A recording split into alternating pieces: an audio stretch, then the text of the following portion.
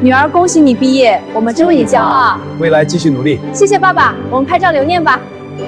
I finally did it! We're so proud of you, dear. Congratulations, you earned it.